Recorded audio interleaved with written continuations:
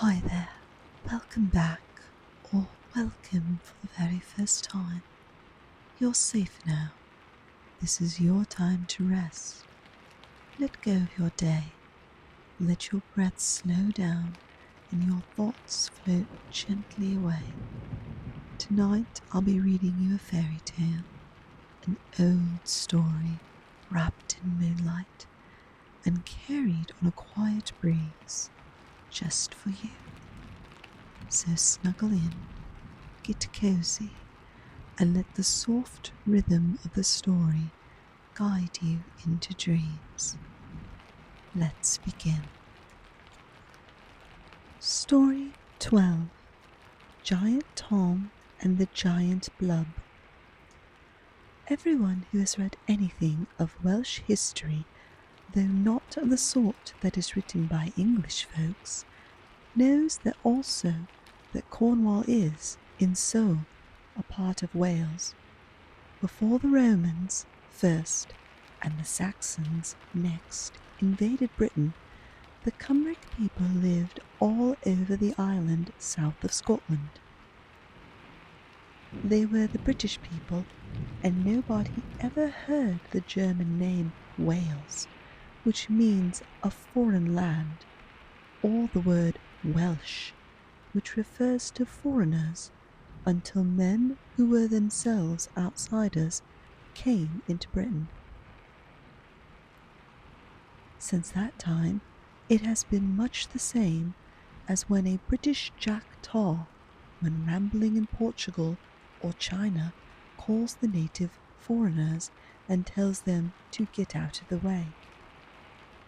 Ages ago, when the Cymric men with their wives and little ones rode over in their coracles from Gallia or the Summerland to Britain, the Honeyland, they first came to the promontory which we know as Cornwall, that is, the Cornu Gaea or Waieia, which means horn or cape of the new country now called England. Here was a new region, rich in every kind of minerals, ages before the Phoenicians had named it Britain or the land of tin. Within the memory of men now living, Cornishmen, that is, the miners of Cornwall, on going to California, discovered gold. In Cornwall, as part of the Cymric realm, King Arthur found and married Guinevere, his queen. It was in Cornwall also that Merlin was hidden. Here is the rhyme. Marvellous Merlin is wasted away by a wicked woman. Who may she be? For she hath pent him in a crag on Cornwall coast. So it happens that thousands of English people in Cornwall are Welsh, both by name or descent, or have translated their names into English form, even while keeping the Welsh meaning. They are also Welsh in traits of character, just as tens of thousands of Welsh folks among the first settlers of New England and the American colonies are described in our histories as English people. Now in early Cornwall there were many giants. Some were good, but others were bad. One of these, a right fine fellow, was named Tom, and the other, a bad one, was named Blubb. This giant had 20 wives and was awfully cruel. Nobody ever knew what became of the 20 maidens he had married. Sometimes people called the big fellow that lived in a castle Giant Blunderbuss, but Blubb was his name for short. He was much taller than the highest hop pole in Kent, and he was made up of mostly head and stomach, for his chief idea in living was to eat. His skull was as big as a hogshead or a pushball, or a market wagon loaded with carrots. Indeed, it was strongly suspected by most people that the big bone box set on his shoulders was as hollow inside as a pumpkin, but that a coconut would hold all the brains he had. At any rate, during one of his fights with another giant, he had been given an awful thwack from the other giant's club. Then the sound made, which was heard a long distance away, was exactly like that when one pounds on an empty barrel. Now, this giant Blubb had built a mighty castle between a big hill and a river. Under it were vaults of vast size, filled with treasures of all sorts, gold, silver, jewels, and gems. There were cells in which he kept his wives after he had married them. It was the opinion of his neighbours that in every case, soon after the honeymoon was over, he ate them up. Yet, even if the devil ought to have his due, one should be fair to this human monster, and we are bound to say that Giant Blubb denied these stories as pure gossip. It is certain that such crimes as murder and cannibalism never could be proved against him. To guard his underground treasures, he had 2 huge and fierce dogs, supposed to be named Catch'em and Tear'em. What they were really called by their master was a secret. Yet anyone who had a piece of meat ready to throw for them and knew their names, which were passwords, could first quiet them. Then he could walk by them and get the treasure. Beside these dogs, the only living thing left in the castle when the giant went out was the latest Mrs. Blubb. Yet she was in constant fear of her life, lest her big husband should sometime make a meal of her. For even she had heard the story that Blubb was a cannibal, and looked at all plump women simply as delicacies, exactly as a boy peers into the window of a candy shop. What made all the country round hate this cruel giant was not wholly on account of his awful appetite. It was because he had ruined the High King's Road. Ever since the time of King Lud, whose name we read in Ludgate Hill, in London, where his Cymric Majesty had lived, this highway had been free to all. It ran all the way through Cornwall, from Penzance, and thence eastward to London and beyond. When Giant Blubb wished to enlarge his castle, he had the walls and towers built down to the river's edge. This closed up the big road, so that people had to go far around and up over the hill or by boat along the river. Such a roundabout way took much time and toil, and was too much trouble for all. Everybody had to submit to this extortion until there came along Giant Tom, of whom we shall now tell. His real name was Rolling Stone, for he never stuck long in one place at a job, and cared not a cucumber for money or fine clothes. This jolly fellow was a very good-natured person and quite popular, but often very lazy. His mother talked to him many times, urging him to learn a trade or in some way make an honest living. She found it very hard to keep anything in her larder, barn, pantry, or cellar when he was at home. He measured 4 feet across at his shoulders, and at every meal he ate what would feed 3 big men. but as he could do 6 men's work when he had a mind to, as he often did, he was always welcome. In fact, he was too popular for his own good. One day, when 10 common fellows were trying their utmost to lift a big, long log on a cart, and were unable to do it, Tom came along and told them to stand back.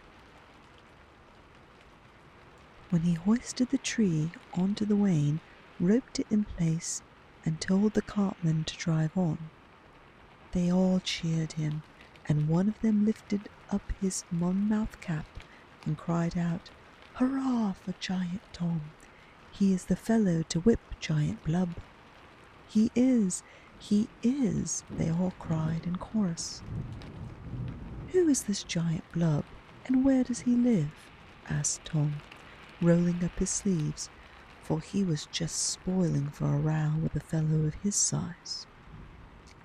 Then they told the story of how the big bully had ruined the king's highway by building a great wall and tower across the road to shut it up, to the grief of many honest men.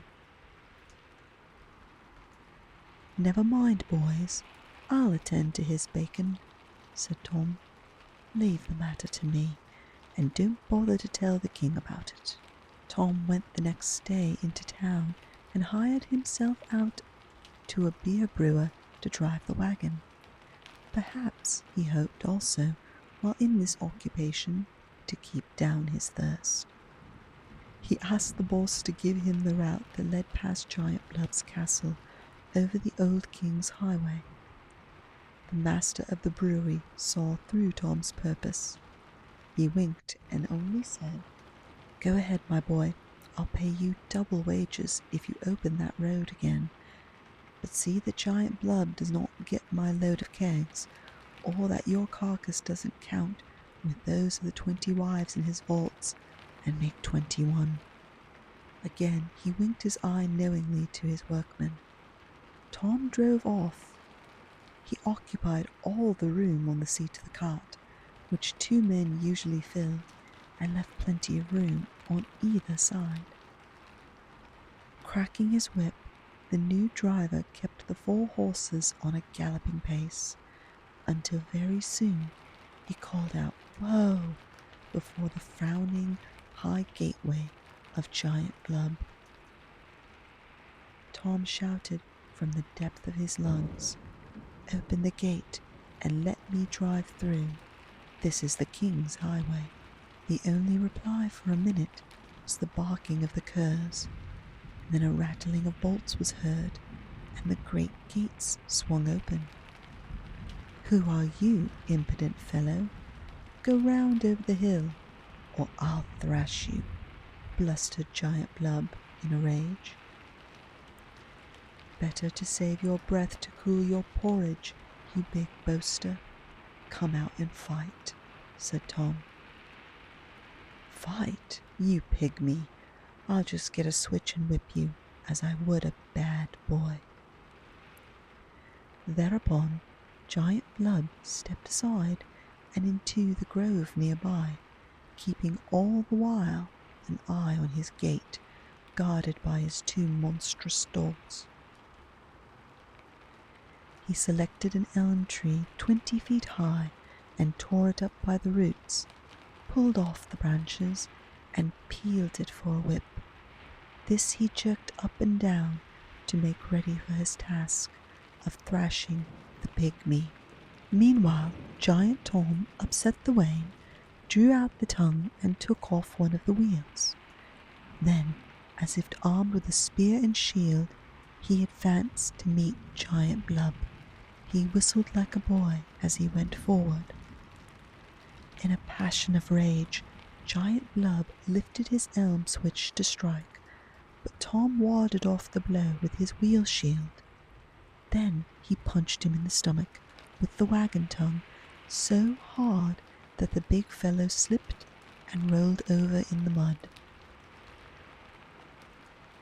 Picking himself up, Giant Blubb, now half blind with rage, rushed against Tom who, this time, made a lunge which planted the cart tongue inside Blubb's bowels and knocked him over.